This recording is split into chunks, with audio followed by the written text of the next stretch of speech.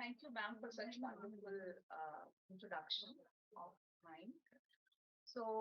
A very good afternoon to all of you. And before starting, I would like to extend my gratitude to the St. Mary's College and the entire staff for inviting me in this thought-provoking conference. I extend my gratitude to the principal of the college, Reverend Sister Dr. Lucia Rose, for this opportunity, and also the HOD, the head of the Department of English, Miss Maria Sahaya Sharmila ma'am, for this opportunity and welcoming me. I would also like to thank Miss Priyanka for such warm hospitality. And above all, I would like to thank AIFEST and Dr. Manu Manugatu sir for introducing me to this beautiful college and this opportunity.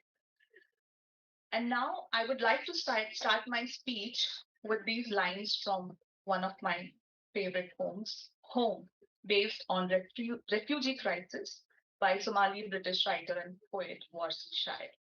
So the topic of my presentation today is um, intergenerational trauma, loss of home identity, and roots in the select exile narratives. And I would also like to congratulate IFEST and St. Mary's College for this collaboration and doing a conference on this topic, which is and on which speaking is like very need of the hour. And so I will start with the poem. So my presentation is going to be very poetic because I'm a poet. Hope you all enjoy poetry and hope you'll enjoy listening to it.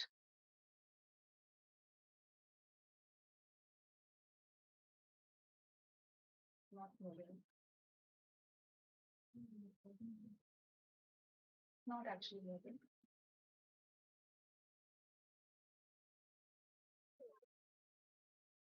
Yeah.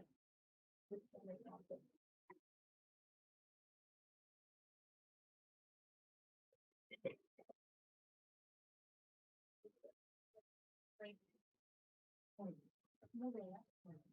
Okay, fine. Thank you. So, quoting the lines from the poem Home by Warson Shire. No one leaves home unless home is the mouth of a shark. You only run for the border when you see the whole city running as well. Your neighbors running faster than you, breath bloody in their throats. The boy you went to school with, who kissed you dizzy behind the old tin factory, is holding a gun bigger than his body. You only leave home when home won't let you stay. No one leaves home unless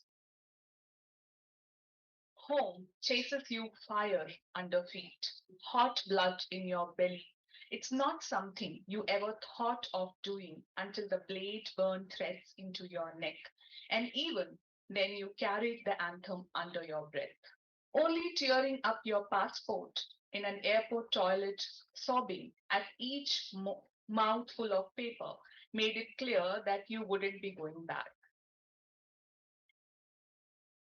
You have to understand that no one puts their children in a boat unless the water is safer than the land.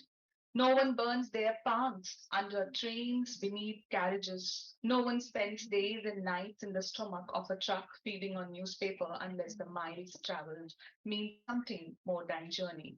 No one crawls under fences. No one wants to be pitied.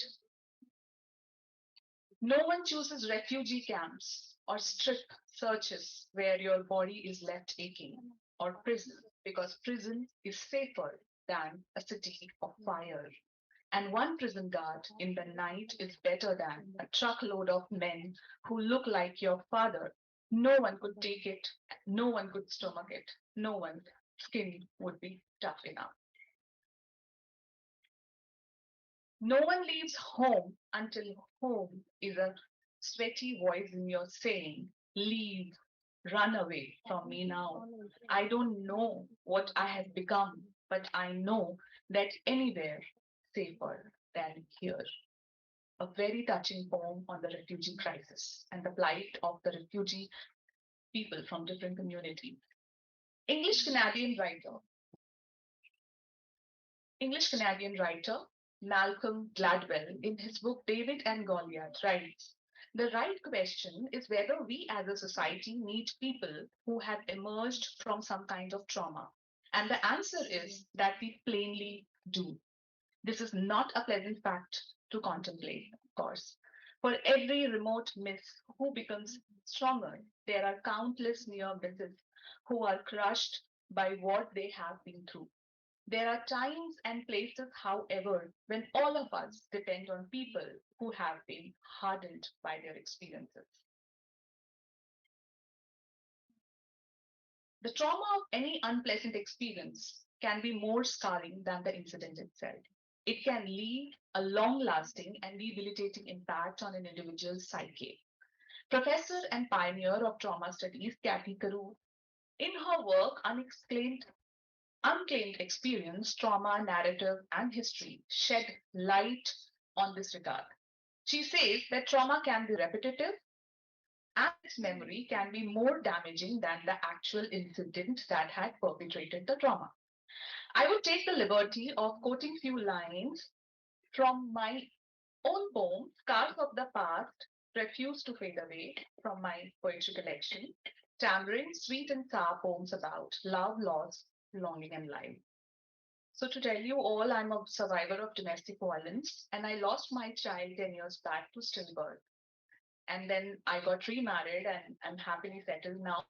And that's why I think it's very important to talk about trauma so that people can connect, come out, speak, and express their plight and continue to live their life. So this is by my poem, by my collection, Tamarind.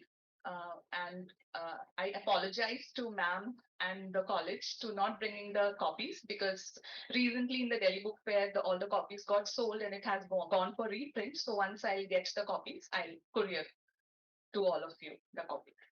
So the lines goes like this: with with occasional visits that alter me to my previous self, scars from my past revisit and refuse to fade away. The further I try to go, the closer they get to me, scars from my past revisit and refuse to fade away. Emerging every time from within and reminding me of now much stronger I have become, scars from my past revisit and refuse to fade away. Nurtured in my heart's closet, engraved on my mind, scars from my past revisit and refuse to fade away. So, this is something which reiterates that if you have lived a traumatic incident, so the scars will always be there, the memory will always be there, but it's how you heal and get out of the process. Now, in his article on trauma and community, in Trauma Explorations in Memory, which is edited by Carew, Kai Erikson justifies that trauma involves a continual reliving of some wounding experience in daydreams, nightmares, flashbacks, and hallucinations, and in a compulsive seeking out of similar circumstances. Carew also says that trauma can pass on from one generation to another, making it intergenerational. But the question is, can transgenerational trauma really alter the DNA? Though it is still an ongoing debate among scientists, literature and literary texts across the globe have enough references to substantiate the transfer of trauma deeply embedded in the psyche of one generation to its subsequent generation. It is not just the love, memories, values that one generation passes on to the subsequent generations. Trauma can also be passed on from one generation to another, making it a legacy as well. Sometimes the ancestors leave behind fears, pains, and traumas as well through their stories and memories to future generations. And these fears persist for generations due to the transfer of trauma. Though, as I said before, scientists are still exploring the scope of intergenerational trauma and the passing on of one's traumatic experiences to the next generation, literature establishes its occurrence in many of its texts. One of the most significant texts depicting trauma is Toni Morrison's novel Beloved. The novel portrays the of slavery, intergenerational trauma or of slavery as a cultural legacy. We all are also aware of the 2021 Nobel Prize winning Tanzanian British novelist Abdul Razak Gurnah, whose work We, through his work, we can see the themes of trauma, of exile, displacement, belonging, colonialism, and political failure to protect and rehabilitate the immigrant refugees back to their country and homeland. A community exposed to racism continuously for a prolonged period can suffer from trauma and pass it on to the subsequent generations. Similarly, incidents like war crimes, ethnic cleansing,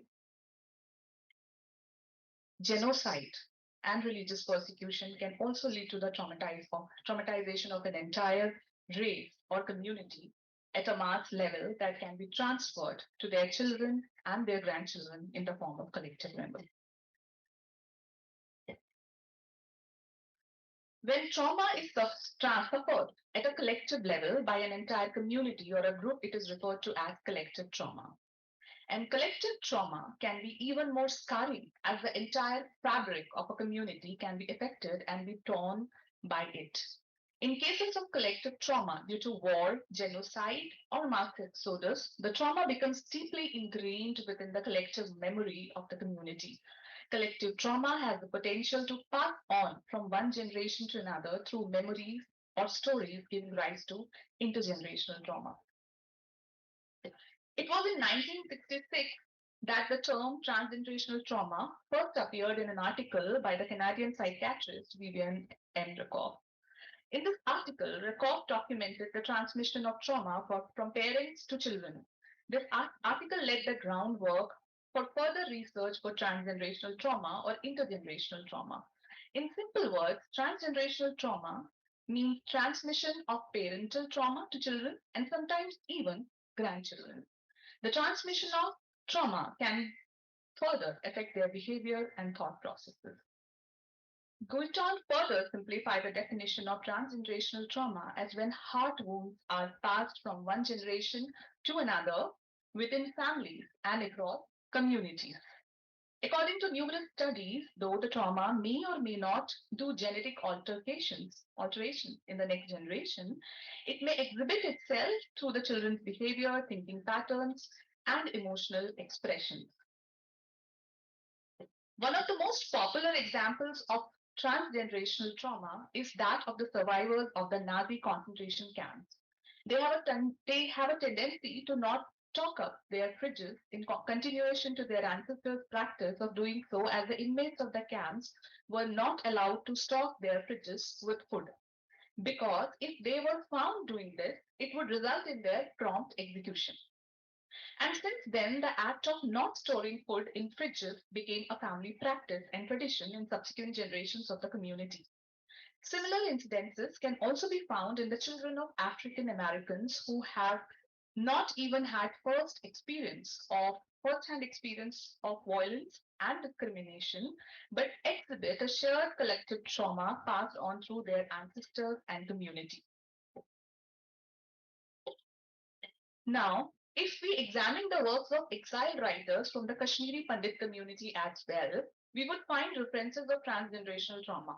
Their texts substantiate not only an ongoing trauma among the population who faced religious persecution at the hands of terrorist state and Islamic extremism, but also among their subsequent generations who didn't witness exodus or violence in person, but only heard stories from their parents and grandparents. During their mass exodus, the whole community suffered collective trauma due to violence, both sexual and non sexual, and their eventual exile from their homeland.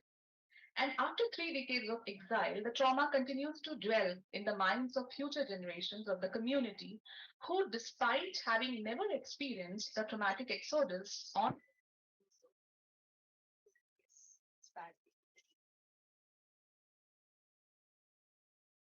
Okay, so I'll just restart from the slide.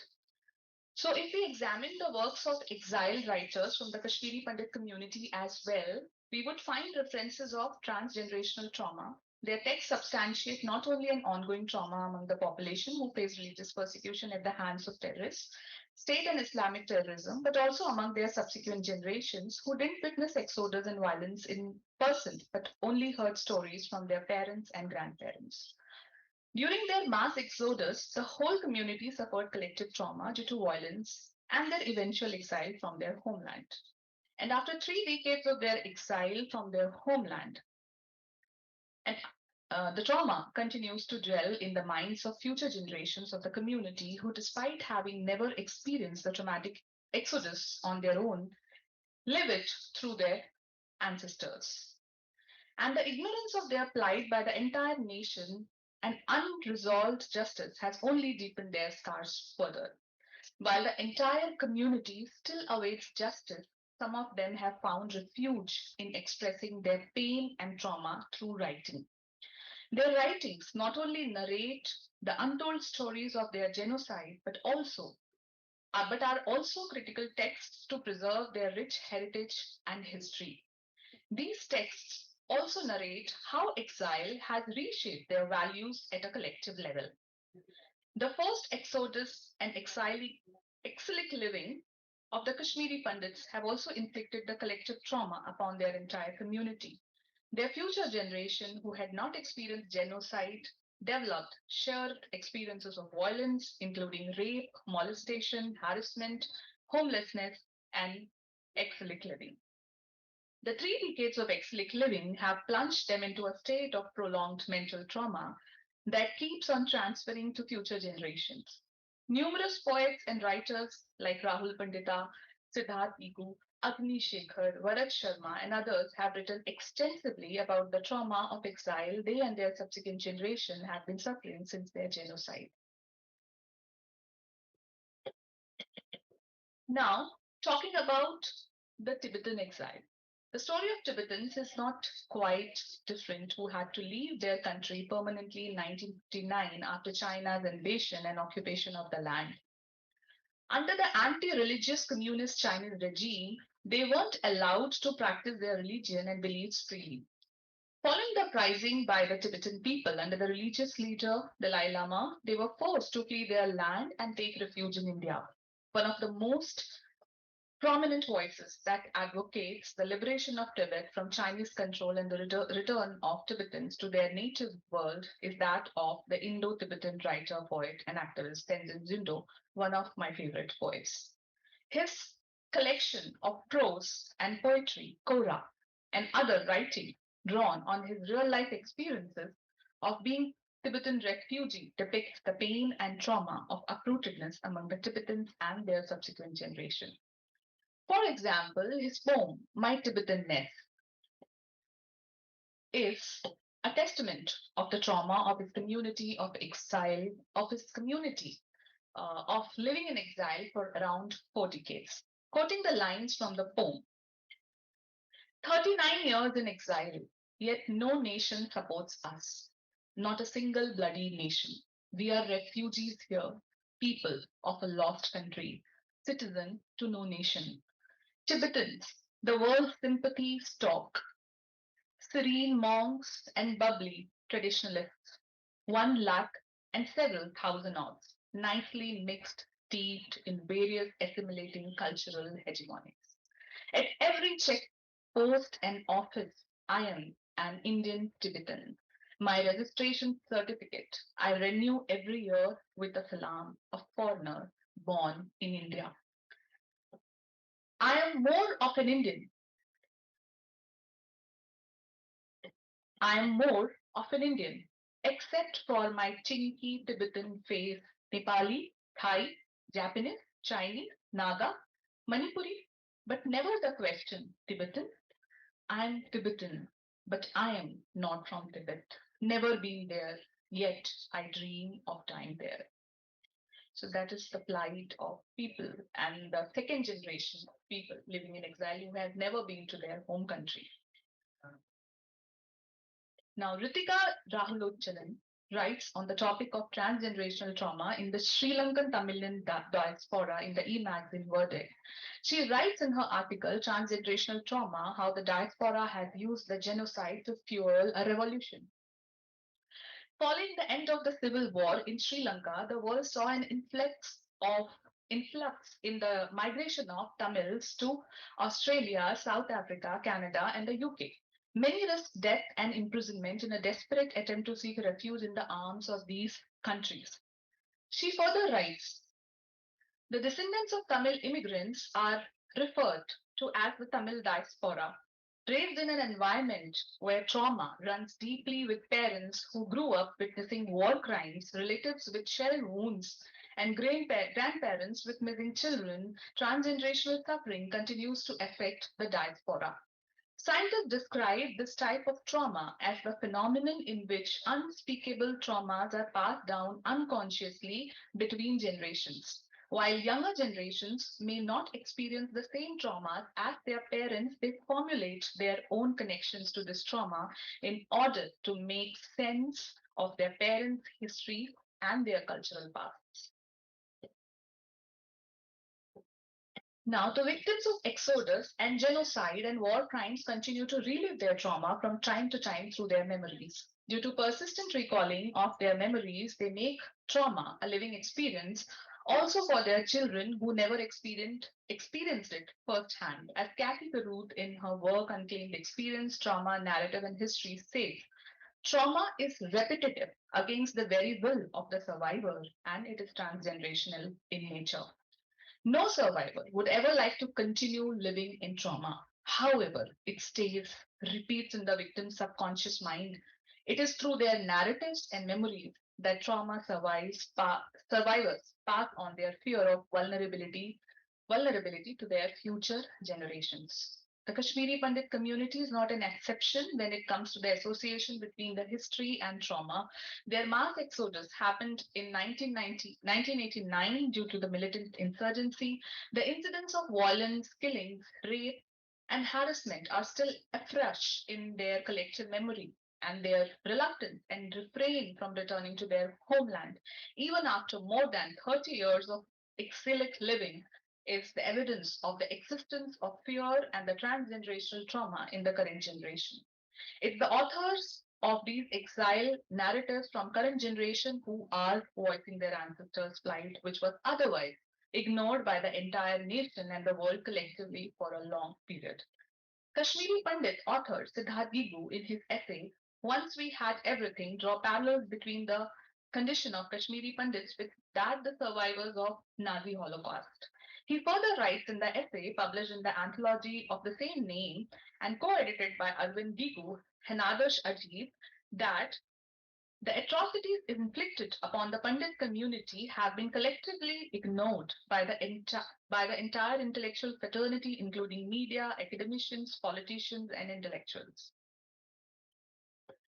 Alienation had led to mental diseases and the psychological trauma in the migrant population, as he writes in the collection of his short stories, A Fistful of Earth and Other Stories. They struggled with the daily monotony of life, battling a sense of vacuum and despair, eventually growing old far too quickly, not realizing that the age had invaded them and made them fragile and sick until they couldn't bear any more. They fell apart both mentally and physically.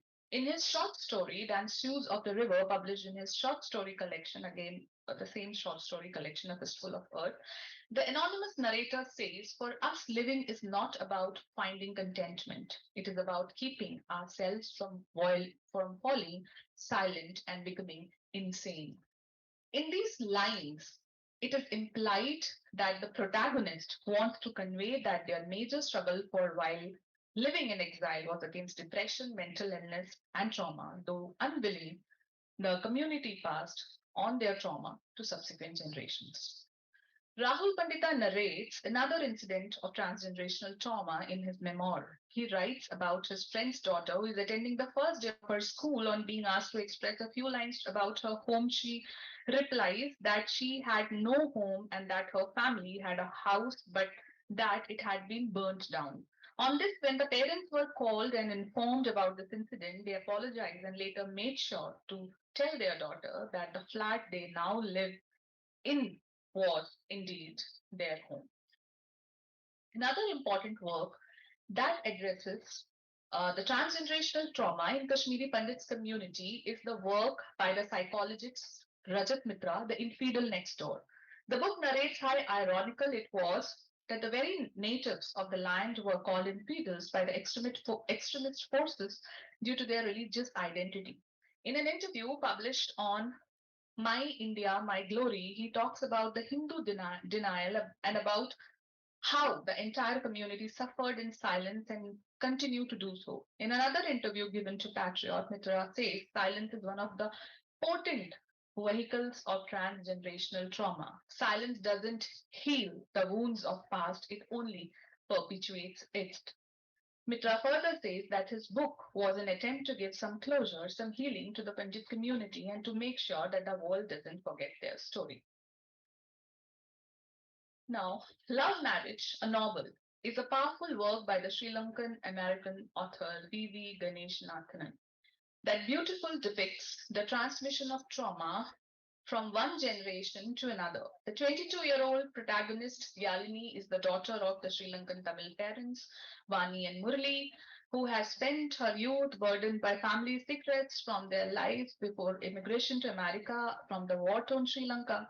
Confronted with her enigmatic dying uncle Kumaran, who had a shadowy role in Sri Lanka's insurgent Tamil tigers, Yalini is driven to examine her relatives' marriages as a means of figuring out their alliances and her own unsettled identity. Her parents fell in love in New York and escaped arranged marriages back home. Her grandparents, aunts, and uncles have their own stories. Kumaran's 18-year-old daughter chooses to wed a Tamil tiger financer. Ganeshan Nathanan's novel brilliantly unfolds how generations of struggle both form and fracture families. A beautiful debut novel. Now, Zundo brilliantly narrates the journeys of traumatized Tibetan children in his poem Refugee. In the poem, he depicts that how right at the time of his birth, his mother had revealed to him his identity of being a refugee, being an exile. He writes, when I was born, my mother said, you are a refugee. Our tent on the roadside smoked in the snow. On your forehead, between your eyebrows, there is an R embossed R, my teacher said. I scratched and scrubbed on my forehead. I found a brash of red paint. I'm born refugee.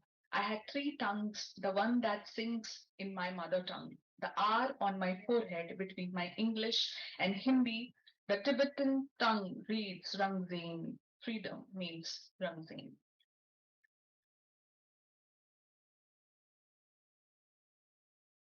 In the article Trauma, Despair and Fate, Generational Resonances in Exile Tibetans, Hani Oberoi Gohali quotes Yugan. Thousands of Tibetan children were orphaned as their parents died during the transition. They were brought up in Tibetan children's villages by foster mothers, women who had themselves lost their children or were widowed during the transition into exile. Others were infants, babies, or little ones as they made their advent into the refugee. And despite witnessing the genocide, they imbibed the trauma of living in exile and as refugees and of loss of their home and identity through the traumatic stories of their previous generation. He further writes, some of those who as children lost their homeland carry distinctive memories of what they had left behind. Others have a mental haze that covers the aches experienced during those early years.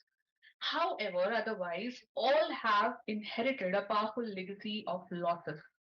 The unstated but palpably felt echoes from the collective past become loud whispers inscribing their psyche with indelible marks.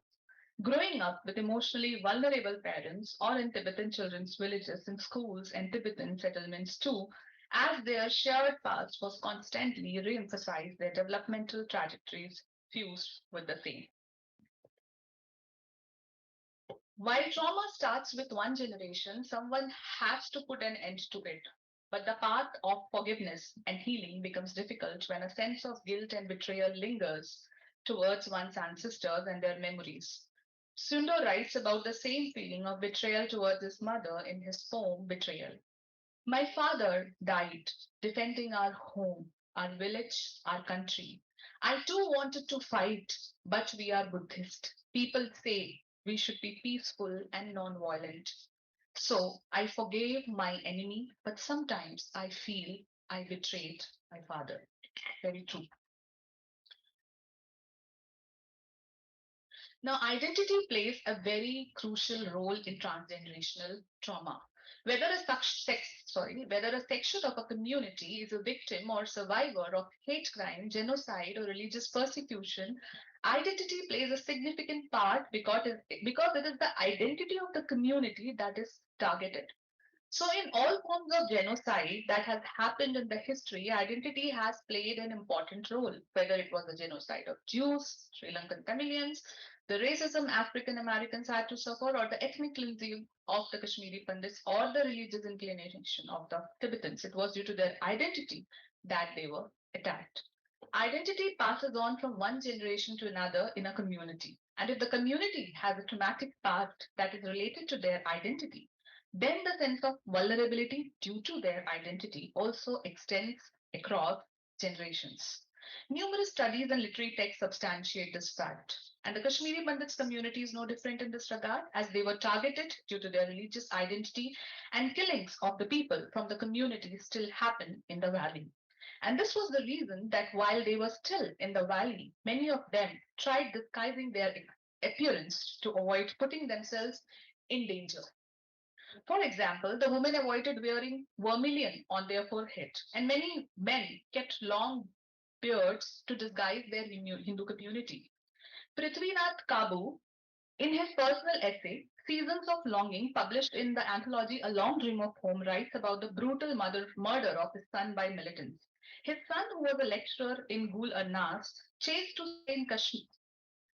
to stay in Kashmir even after the situations became tense in the valley in 1989, and even though Prithvinath and his wife decided to leave.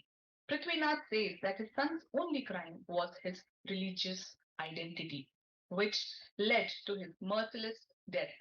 He writes, my son's face was not recognizable. There were wounds on his body. He seemed to have fought with his killers. My son was a lecturer. He was killed because he was a pandit and a teacher. On one hand, it was due to their identity that Pandits were targeted and attacked, and on the other, it was their identity which suffered an eventual loss due to their exodus. Kashmir was an integral part of Kashmiri Pandits' identity, and with the loss of land, they lost a crucial aspect of their identity. Meenakshi writes in her narrative, The Day I Became a Tourist in My Own Home, published in the anthology, A Long Dream of Home, narrates the trauma of having seen the lives of her parents and grandparents change due to their exile. Regarding living the trauma of grandparents, he writes, what pains me the most is how it changed the lives of my elders, my parents and grandparents. The trauma of living for the land, longing for the land to which the Pandits once belonged was even more severe than losing the land itself. Meenakshi writes further, everything was taken away from us, even our claim of belonging to Kashmir. Meenakshi further describes that what pains her the most is her inability to show her children their mother's place of birth. Now, belonging to a land, community, or race is one's basic right, as Simon Weil writes in her essay Uprootedness. To be rooted is perhaps the most and least recognized need of the human soul. It is one of the hardest to define. The denial of that basic human right has only multiplied their pain and trauma. Tenzin Zindo's poem, The Tibetan in Mumbai, is a heart-touching testament of how, outside their homeland, Tibetans suffered identity crisis and how they struggled acceptance in a foreign land while living in exile. He writes, the Tibetan in Mumbai is not a foreigner. He is a cook at a Chinese takeaway. They think he's a Chinese runaway from Beijing. He sells sweater in summer in the shade of the Parel Bridge. They think he's some retired Bahadur. The Tibetan in Mumbai abuses in Bombaya Hindi with a slight Tibetan accent, and during vocabulary emergencies, he naturally runs into Tibetan. That's when the Parsis laugh. The Tibetan in Mumbai likes to flip through the midday, loves FM, and doesn't expect a Tibetan song. He chases the bus at a signal, jumps into a running train, walks into a long dark gully and nestles in his collie. He gets angry when they laugh at him. Ching chong ping pong. The Tibetan in Mumbai is now retired, wants some sleep and a dream. On the 11 p.m. Virar fast, he goes to the Himalayas. The 8:05 a.m. fast local brings him back to Church Gate into the metro, a new empire. At last he writes, I'm tired fighting for the country I have never seen. Dangling between their homeland and the country of refuge, Tibetans suffered from identity crisis, and in an interview given to Fair Observer, Tenzin Zundo said, we are considered foreigners. We have to get a document that lasts 1 year. That this makes it hard to plan long term, build a house, or start a family. Some can get the document extended for 5 years, but it is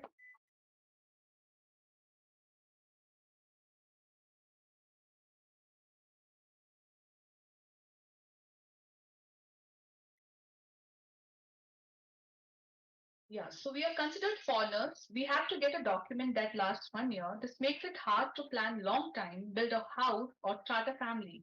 Some can get the document extended for 5 years, but it is hard not to have any stability. On the other hand, the positive side of the situation is that it maintains the impetus to keep working towards going back to our homeland. Please let me know if I'm exceeding the time and when I have to stop, okay?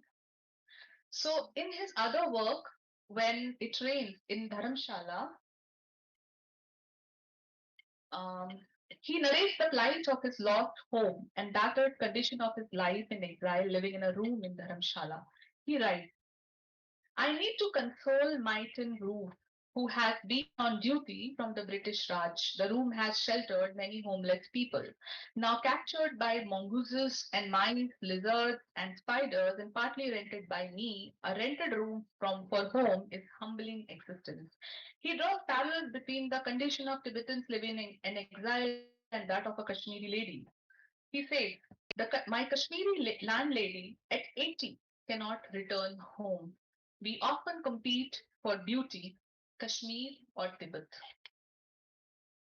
Now, writing and healing in the process. Though the heartache of their traumatic past continues to remain with them through their memories and narratives, whether writing has in any way helped these writers from different communities to cope with the pain is the pressing question. Does telling their stories, which was once completely neglected, give any solace to these writers, or do they consider it their responsibility to inform the world about what befell them?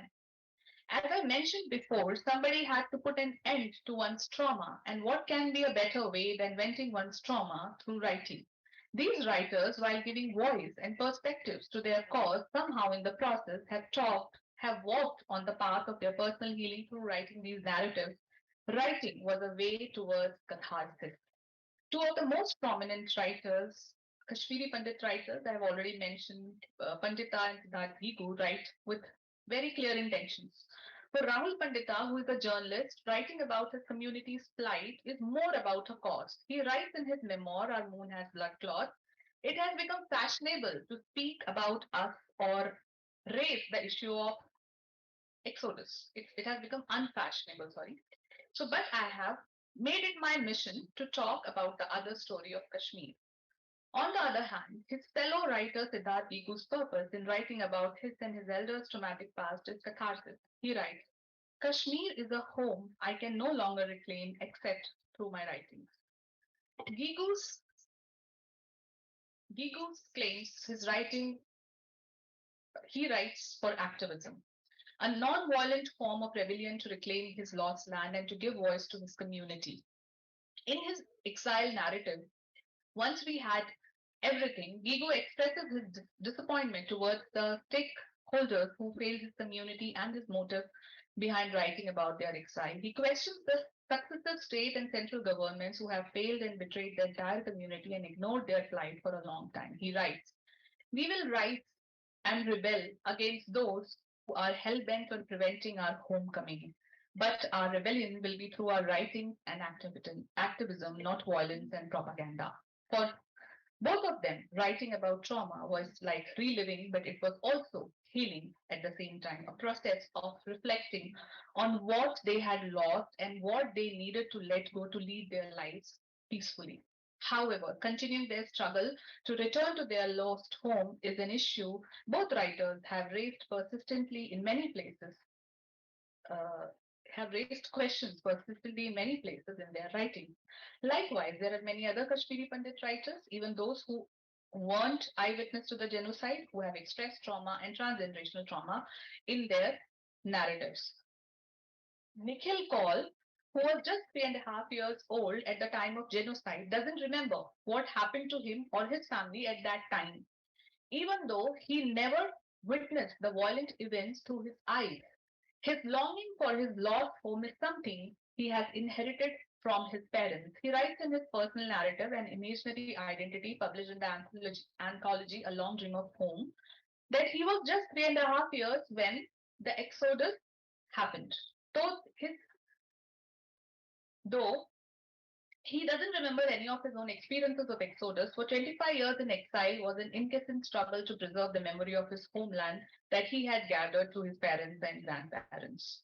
For survivors like Call, even preserving the memory of whatever meager remembrance he has of his homeland and house is traumatic. Call's association with Kashmir is only through his elders' memories and stories. He further writes, I discover and see Kashmir in the narratives of my elders. Kashmir exists in the memory of the young people of my generation. The memory is borrowed from elders. It is obvious that their recollections about the loss and trauma would have become an integral part of their conversations and manifested in many different ways, thus enabling the transmission of trauma to subsequent generations. Bharat Sharma, in his narrative, The Inheritance of Memory, published in the anthology A Long Dream of Home, writes that he was a newborn when the genocide of his community transpired. Even he tried many times. He could never return to Kashmir since then due to the apprehension of his parents. So he says that Kashmir is his muse now. Gigu adds another dimension to their loss in the novel, The Garden of Solitude. He says that how the genocide of the Kashmiri Pandits and Hindus was not only a loss for the Pandit community but for their Muslim friends as well. It was traumatic for them as well. Many Muslims were also killed for supporting their Hindu neighbors and friends. He shows how both communities suffered unfathomable losses. As Judith Herman substantiates in her work Trauma and Recovery, that it's not just the victim but also the perpetrator who suffers from trauma while inflicting trauma on their victims, also known as insider's trauma. So while the exiled Pandits lost their homes, homeland, ancestors, culture, and heritage, their Muslim friends who stayed back also had to lose their sons, neighbors, future, and peace. Ironically, as a result of militancy and insurgency prevalent for so many years, both communities suffered casualties in their own ways. Hmm, I think it's getting longer. I should find out. So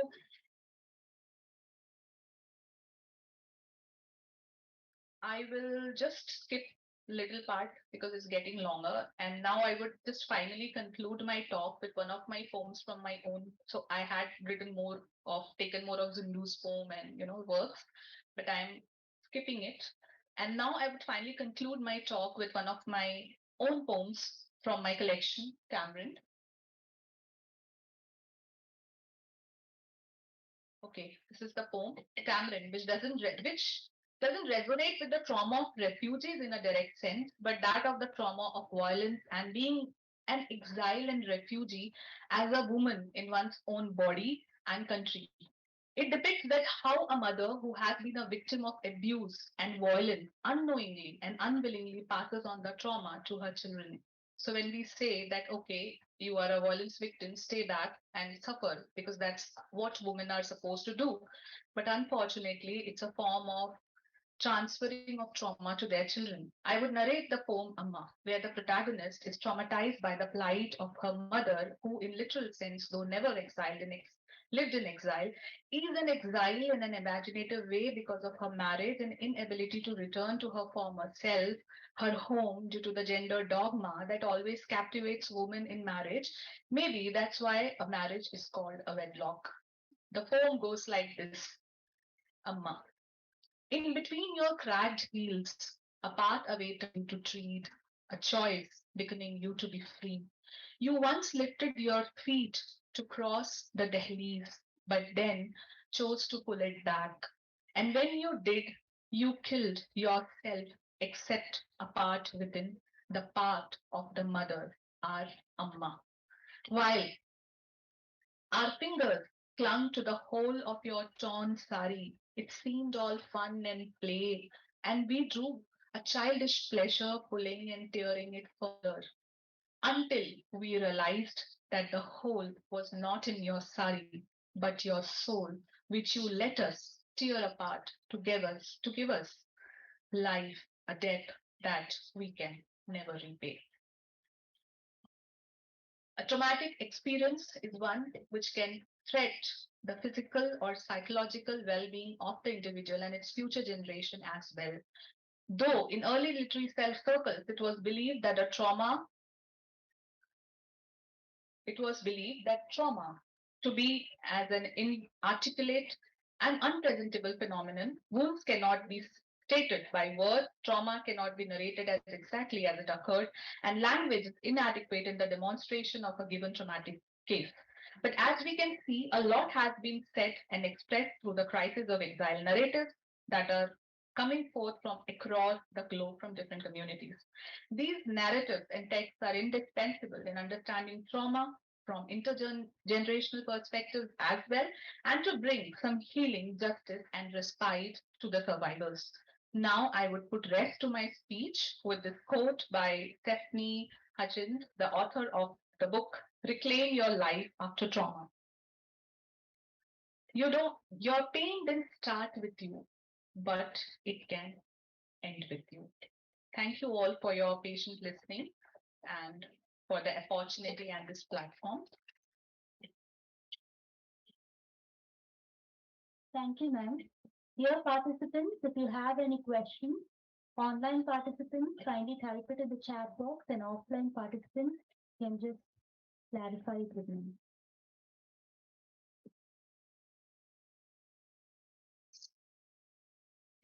Participants, if you have any questions, you can ask it now.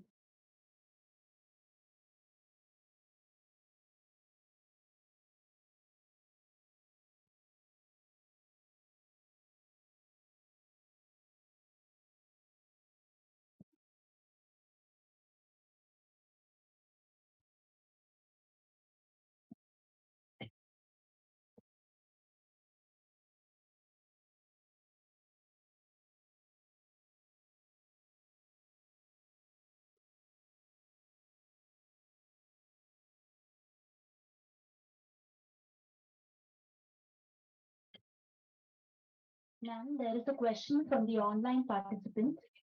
Okay, okay, online, and I think ma'am also wants to ask whatever, whoever wants to go first.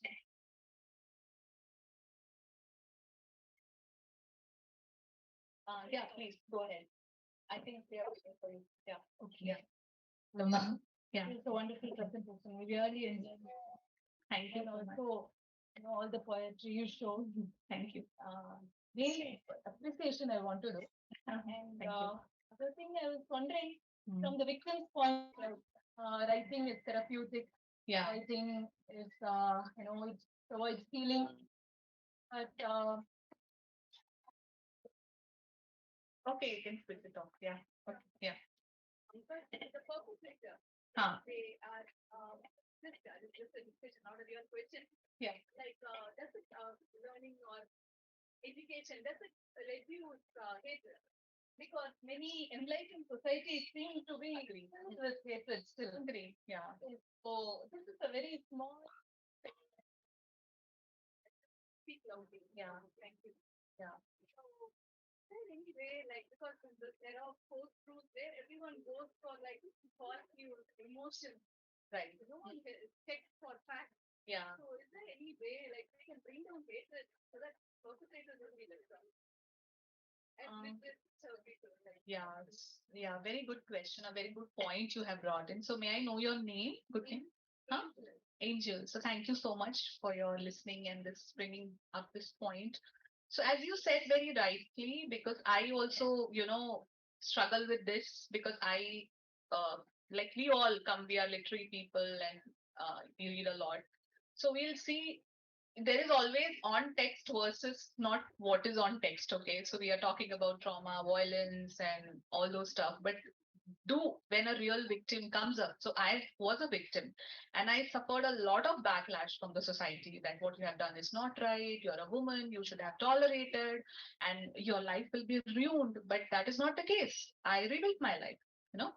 So that's how it is, and that's how the society will think. And in many cases, I feel gradually changes are happening.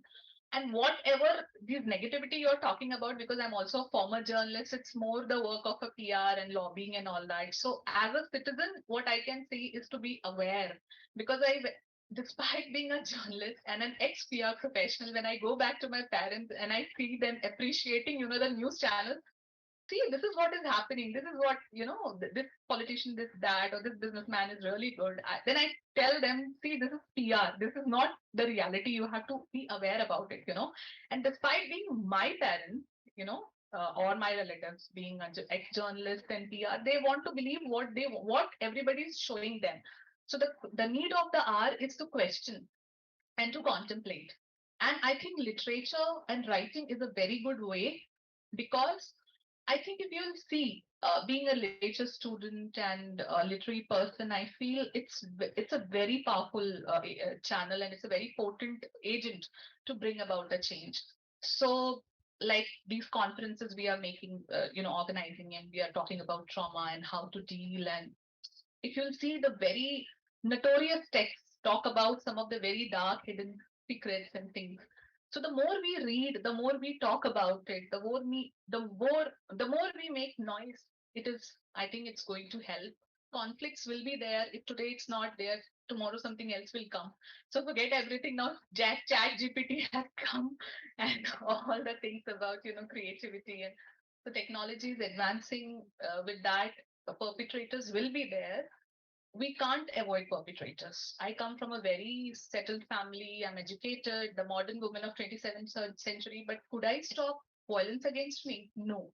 But the point is to come back stronger, question, and squash the patriarchal norms and take stand for yourself. So we may not stop perpetrators, but we can at least fight back and create examples and create a space where we can, fight with trauma and crime and everything. Thanks for your wonderful thought, Angel. Any other question? From an online participant now. Yeah.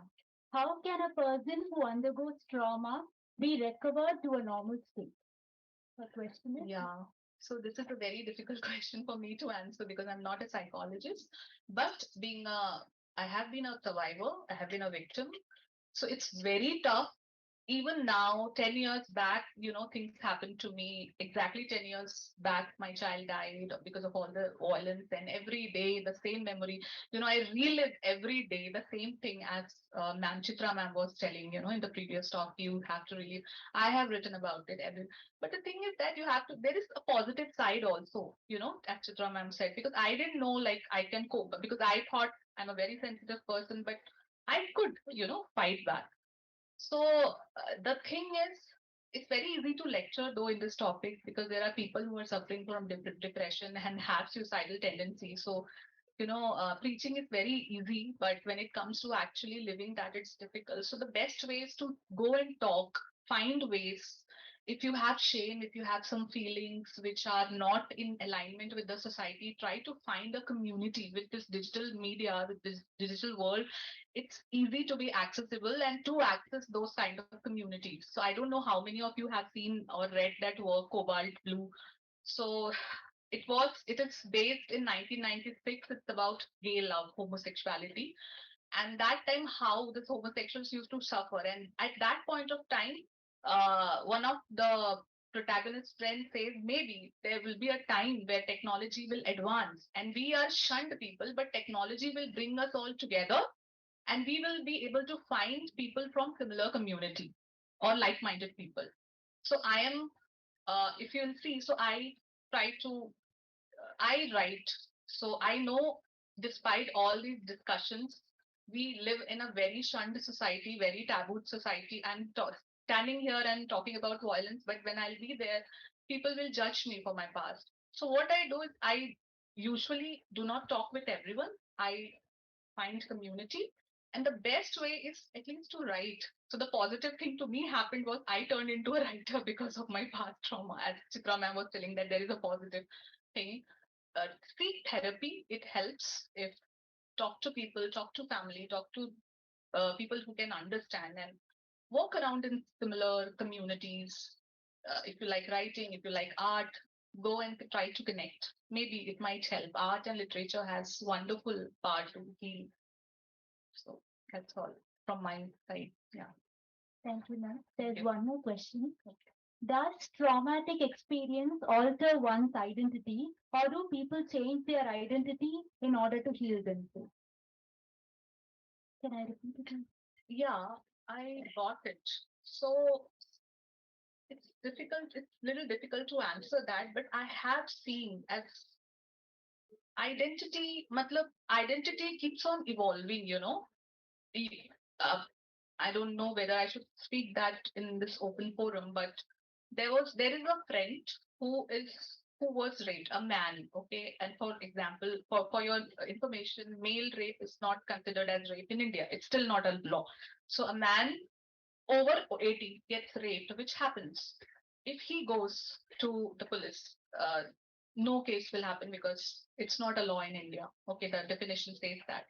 So he got raped, and then he realized that his sexual orientation was, changed. So I have seen people, yeah, they have problem with identity. If if somebody, I have seen incidences where if somebody a victim of rape or violence or something, so they might have a struggle coping with their identity. Like it will be very difficult to struggle with their identity. Like if a woman is subjected to violence or crime, it will be difficult. So there are incidences, but yeah, I don't know if I'm that I can exactly answer that question. Yeah, but there are instances I've seen personally, and in literary texts, always you can find. Thank you, ma'am. Thank you for patiently answering our question. Thank you so much for your lovely audience.